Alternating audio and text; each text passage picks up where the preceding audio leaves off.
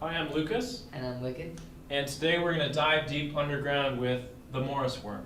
Get ready. So, what is a computer worm? So, a computer worm is a form of malware that tries to replicate itself to as many computers as possible. And it's different from a computer virus in that it doesn't have to be attached to an executable file, and it doesn't need the help of human interaction to spread. Computer worms actually work by exploiting security vulnerabilities in the system. So now that you learned a thing or two about worms, I'm briefly going to talk about the history of worms in general. So the first ever recorded computer or internet-based worm was in Christmas of 1987. So basically, during that time, a guy tried to send out greeting cards to all his friends by using this email. However, he ended up creating a worm, which basically sent out this email to everyone in his contact list. Although his intentions were benign, this was like the first time people like actually had computer or system problems, and it was the first sighting of a worm in general. Moving on to more recent worms, these are some of the more recent worms in the 20th century. We have the So Big worm, which is an email worm. Microsoft Glass was a worm targeted for only Microsoft users, so you Mac users lucked out there. Then Coder was also, and it was actually an internet worm, which didn't let you connect to the internet. Nimda and I Love You were other famous email-based worms, and it's important to note that all these worms are listed in order of least destructive to most destructive, but the most destructive worm ever was the Morris worm. So what was the Morris worm and how did it work? So the Morris worm was invented by Robert Morris in 1988, and it was actually the first worm to get mainstream attention.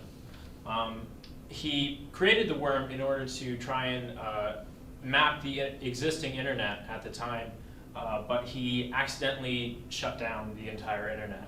And it all happened with this probability right here, 1 in 7. And he used this probability in order to make sure that no computers were running any other software to try and trick the worm into thinking that a worm was already on the computer when it wasn't. So it worked. So every 1 in 7 times that this happened, the worm would replicate itself on the computer anyway. And this actually resulted in infected computers getting thousands of worms, and they either slowed down the computers or just crashed the computers. And it was really hard to solve this problem because if you try to take the computer off the internet and clean it up, clean it from all the worms, and then put it back on the internet, you would instantly get thousands of worms again, and you'd be right back where you were. However, they had to come up with a solution to this problem because if we wouldn't have computers, if all the computers back then had worms. So basically, what the students at UC Berkeley came up with was that all the ISP or the internet service providers back then had to coordinate an operation, that would mean to take down every single computer connected to the internet at a particular time, and then once it's down, the computer needs to be wiped and completely restored by installing a new operating system. So the point of this was that once everyone's computers were wiped out, there's no more threat of getting attacked by a worm, even though there are multiple copies out there. So it actually did end up fixing the problem. But during all of this, Morris was actually trying to help the people by sending them information about how to do the problem. But since the internet was down and the ISPs wouldn't let anyone come online, no one really knew about it. But by the end, Morris did end up getting convicted and tried under the Computer Fraud and Abuse Act back in 1989, and he ended up getting 400 hours of community service, 3 years of probation, about $10,000 in fine. But that didn't stop him from continuing his education and his passion for computer security. He ended up becoming a tenured professor at MIT after graduating from Harvard, from getting his PhD, and currently he's such a role model and this icon because he's such a scholar, and he's also an entrepreneur in this field. So what did the Morris worm teach us?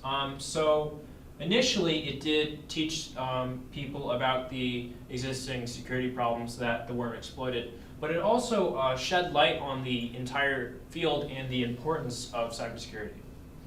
And like to add on to that, the field of cybersecurity is such a good is at such a good level right now with so many jobs, so many resources, and people regard it as a well known field. And the reason this can all be like slightly traced back to Morse, who unintentionally, I'd say, gave awareness to this problem that we have worms and that we need this, and it's going to be a problem in the future. And I think overall, looking back at the Morse worm, I think it was just a great lesson that taught the world about cybersecurity and that computers are still vulnerable even though they're machines and not humans. So thank you for watching our presentation about the Morse worm. Hopefully you learned a thing or two about worms, and I hope you don't get worms.